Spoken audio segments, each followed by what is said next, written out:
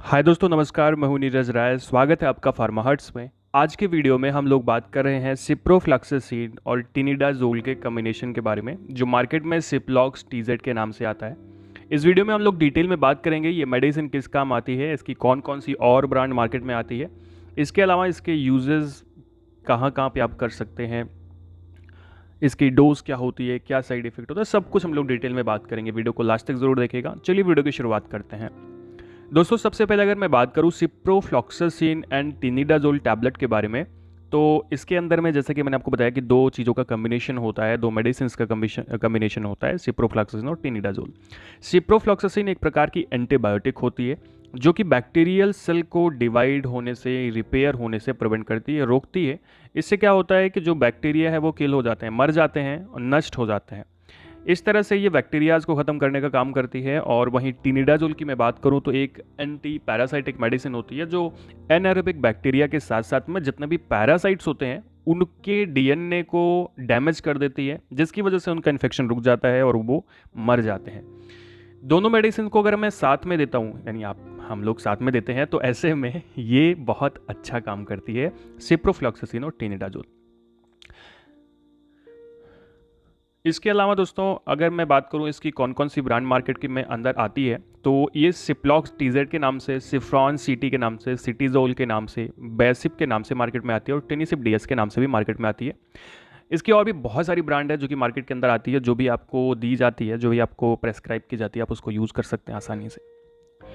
इसके यूज़र्स की मैं बात करूं कि किन किन कंडीशन में, तो बहुत सारे प्रकार की बीमारियों में इसको यूज़ करते हैं। मतलब आप समझो कि 10-12 से ज़्यादा बीमारियों में इसको यूज़ करते हैं। जैसे कि मॉडरेट टू सीवियर जो सिस्टमिक इन्फेक्शन होता है, यानी कि पेट का इन्फेक्शन होता है, जैसे कि जीआई इन्फेक्शन, अपेंडिसाइटिस है, या फिर कोलिसिस्टाइटिस है, यानी कि कुल मिला के आपके जैसे आमाशय का इन्फेक्शन, आंतों का इन्फेक्शन है ना, या फिर पोस्ट ऑपरेटिव इन्फेक्शन, ऑपरेशन के बाद में कई बार इन्फेक्शन हो जाता है अंदर में, है ना, या फिर गायनोकोलॉजिकल इन्फेक्शन है कोई, है ना, तो उन सब कंडीशन में इसको हम लोग यूज़ कर सकते हैं। इसके अलावा फेफड़े के इन्फेक्शन में, लंग्स के किसी भी प्रकार के इन्फेक्शन में, चाहे वो ब्रोंकाइटिस हो, लंग्स एब्सेस हो, इम्फाइसीमिया हो, सिस्टिक फाइब्रोसिस हो, या फिर बोन एंड बोन ज्वाइंट के इन्फेक्शन में इसे यूज़ करते हैं।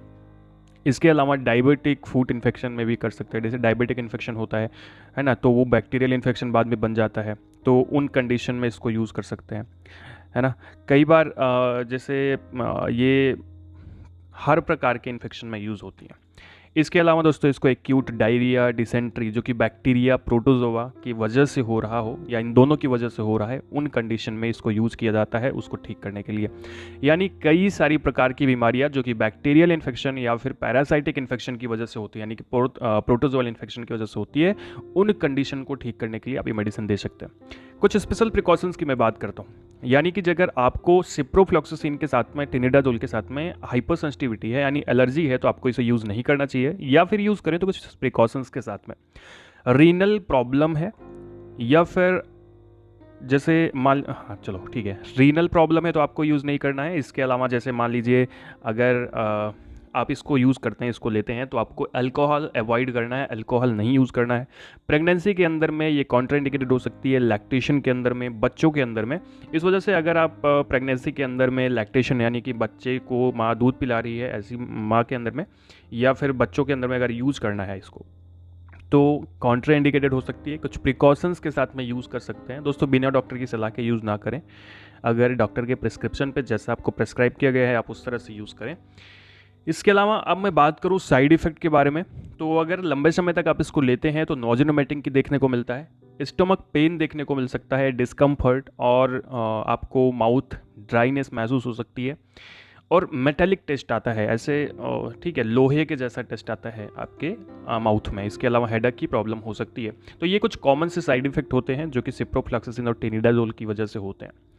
नेक्स्ट और लास्ट में बात करूं यहाँ पे डोज के बारे में कि डोज क्या होती है इसकी। तो इसकी जो डोज होती है, एक एक टैबलेट सुबह और शाम दी जाती है पेशेंट को, और खाना खाने के बाद हमें इसको लेना होता है, जैसे कि नॉर्मल जो एंटीबायोटिक्स होते हैं ना, उस तरह से इसको यूज़ करते हैं। तो दोस्तों ये था आज का वीडियो में हम लोगों ने बात किया सिप्रोफ्लॉक्सासिन और टिनिडाजोल टैबलेट के बारे में। वीडियो आपको इन्फॉर्मेटिव लगा हो, अच्छा लगा हो तो चैनल को सब्सक्राइब करके वीडियो को लाइक करिएगा, दोस्तों के पास जरूर शेयर करिएगा। अगर आपने अभी तक हमारा हेल्थ मुख्य चैनल सब्सक्राइब नहीं किया तो उसको भी करिएगा, और अगर ये इस तरह से वीडियो अच्छे लगते हैं तो हमारे इस चैनल को भी जरूर सब्सक्राइब करिएगा। मिलते हैं नेक्स्ट वीडियो में। पूरा वीडियो देखने के लिए बहुत बहुत धन्यवाद।